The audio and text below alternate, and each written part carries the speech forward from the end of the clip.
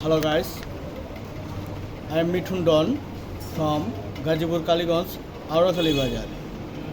আজকে যে বিষয়টি নিয়ে আপনাদের সামনে পর্যালোচনা করব, ইন্ডিয়ান ভিসার জন্য কি করতে হয় এবং কীভাবে প্রসেস করলে ভিসাটা আপনারা পাবেন সেই বিষয়ে আপনাদেরকে অবগত করব। আমি আমার ভিসার জন্য আবেদন করতে প্রথমেই পাসপোর্ট নিয়েছি এবং যেটি 6 মাসের বেশি মেয়াদ ছিল।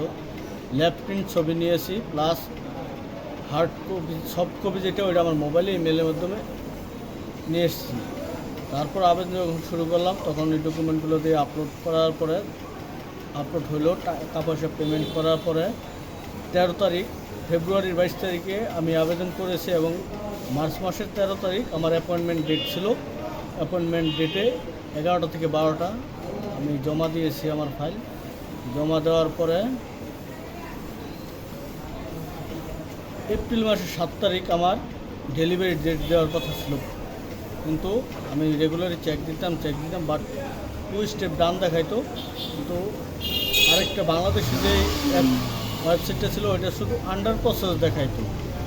এক পর্যায়ে আরেকটা ইন্ডিয়ান ওয়েবসাইট দেখেছি, ওইটাতে দেখলাম যে your visa is granted but not printed. এর 1 দিন পর 2 দিন পর দেখলাম যে ইউর ভিসা প্রিন্টেড প্রসেস ওকে।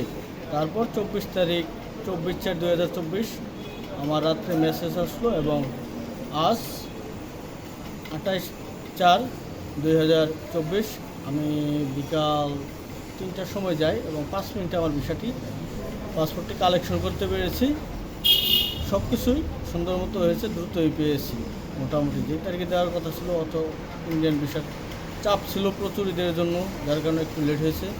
সেই উপলক্ষে পেয়েছি দ্রুতই। যাই হোক, সকলকে ধন্যবাদ। পরবর্তী ভিডিওতে কী ডকুমেন্ট লেগেছে সব বিস্তারিত জানিয়ে দেব। ধন্যবাদ।